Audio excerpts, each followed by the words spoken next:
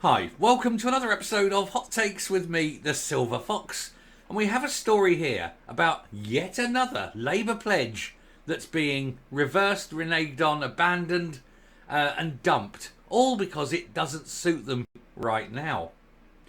Back in the deep midst of 2 years ago, Labour passed a motion at conference saying that first past the post was an outdated principle of government, it must be ditched, and there must be some form of proportional representation for parties.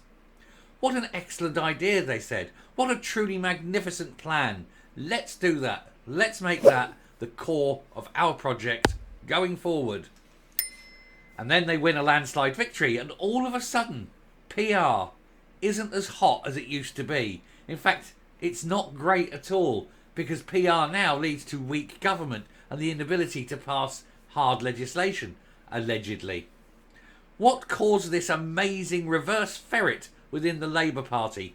Was it their huge 175-seat majority, or do they really do think that first past the post was actually the best system after all, and that vote at conference was a mistake?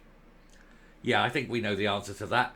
They've won this big victory and they don't want to play the game anymore. They don't want to share. They'll take their ball and go home. Let's have a look to see what is going on. Hypocritical two-faced twonks. Here goes. So Labour divided over calls to scrap first past the post after a landslide win.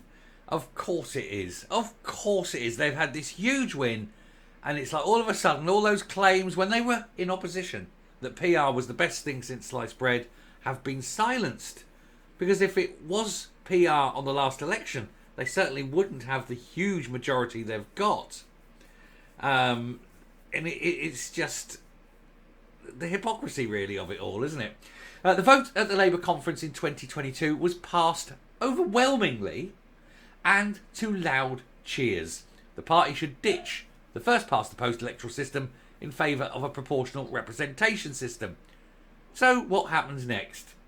Almost certainly nothing, at least for now. No, of course, while they've got this huge majority, they will want to keep it. They want to push through some pretty radical policies, and they can only do that given their huge majority.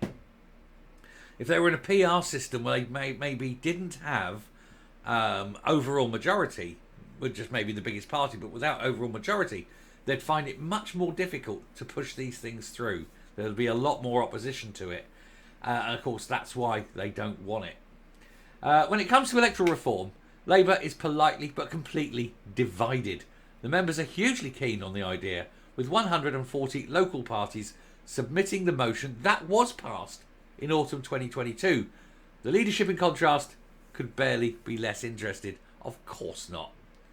And that is the problem, isn't it? They've got what they've wanted. Now they don't want PR until they're in opposition again. Then it'll be like, PR is the best thing. Well, let them put their money where their mouth is. Or is it just going to be yet another promise destroyed for convenience sake?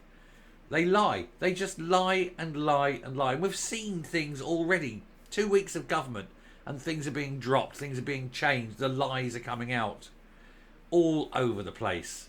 Because Labour, they lie. They have to. They're socialists. If they actually said what they were going to do before the election, nobody would vote for them. They tell the lies and stupid people believe the lies. Even though first past the post has just delivered Keir Starmer a big Commons majority, some in the party wonder whether the relatively shaky foundations of this mighty victory necessitate a rethink on electoral reform. If not immediately, then before too long. Well, here's the thing. Labour have got this huge majority on a very small turnout, it must be said. And effectively, only 20% of the electorate voted Labour. And yet, look at the result. Had this been PR, it would have been a very, very different vote. Sandy Martin, a former Labour MP who now chairs the Labour campaign for electoral reform, says thinking about a move to PR should be a priority for the party, despite the way it benefited so handsomely from the current system. It would only take Reform and the Conservatives to unite, and they might, and they have a majority on the same scale we had this year. He said, but under PR, Labour would most likely be able to form a government quite comfortably with the Lib Dems or the Greens, and this would be preferable to a Conservative Reform government. Preferable to some, not preferable in terms of reality, of course. It'd be awful in reality, but it would at least be there. Letting the Greens have any kind of power is dangerous. As well as self-interest, Martin said that first past the post felt increasingly inappropriate when only 58% of the vote share went to the two main parties. Well, also the fact that the only other country in Europe that has a first past the post system is Belarus. And that's hardly a shining example of democracy. He says, in England, we now have 5 parties. And in Scotland and Wales, you have 6. You can't run a first past the post system where one party is basically trying to beat the other party when you've got 5 or 6 parties to play with. It's true. The diversification of parties, the diversification of politics generally, may more or less insist that PR becomes a thing. You cannot have... If you only had a 3-party system, it was possible. When you're talking 6 parties, it's not. Starmer previously expressed at least some support for electoral reform, saying in 2020 that there was a need to address the fact that millions of people's votes in safe seats and that they feel their vote doesn't count. My only counter against this, and this is just a personal thing, is you could have a particularly good constituent MP that you like, regardless of the policy, the party that he's in,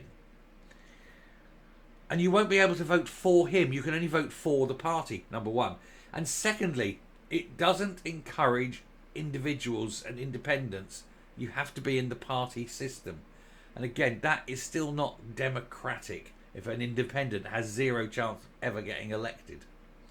So I think that there needs to be some kind of control put in place. It needs to be a very, very carefully constructed PR that does allow individuals, and indeed I would suggest favoured independents over parties. A parliament of independents is more representative than parties, because parties go to the extreme, and you can be a part of a party, you have to vote with the party even if you disagree with it, whereas independents, of course, free to vote how they feel. An argument for another time, perhaps. His leadership team, Starmer's, have dismissed any chance of action, saying the people would be kidding themselves if they believed it would find any bandwidth for a first term of government. In other words, we've made it, we're hauling up the ladder, we're not having PR, not a chance sunshine, until we're back in opposition. Neil Lawson from the Labour pressure group Compass said that the very way Starmer had won a vast common majority on little more than a third of the popular vote had helped to increase the arguments for PR. A third of the popular vote, but only 20% of the actual electorate, you know, and this is the problem they've got. He says you've got that irresistible force meeting an immovable object, in the sense that obviously, he said, the case for PR has been ratcheted up enormously by how disproportionate the outcome of the election was, up against a Labourist mindset that means justify the ends. Who else said that? Little Austrian fellow, wasn't it? And he said it doesn't really matter democratically how you get there. That's the Labour way. Well, it should. And if he was any kind of honourable man, he would stick by his pledges, but he won't, because he's not. He's a dishonourable, lying, oleaginous, two-faced prick. And look, the only good thing is he won't be there long, and then you'll have Angela Rayner, and then the Labour Party will collapse. So, not long now, and he'll be out the door. They loathe each other, you know. Anyway, coming up. Yet again, another Labour policy evaporates because it doesn't suit them anymore. They lie before the election. They tell you, we're going to do this, and we're going to do that, and we're going to do something else. And then it comes to it, they do nothing. In fact, they go the other way and make things worse. Why? Because getting power is more important than wielding it. They must get in. And if they have to lie, they'll do so. They're barefaced about it. We see it time and time again. Politicians lie, but the Labour Party more than any other. And we know all they're going to do is spend, tax, break the country, go out of power, and leave a note on the desk saying, sorry, no more money, we've busted the country again. Guarantee it. No Labour Party ever in history has ever left office leaving Britain richer. They never have. They never will. They can't. Anyway, thanks very much. Take care and goodbye.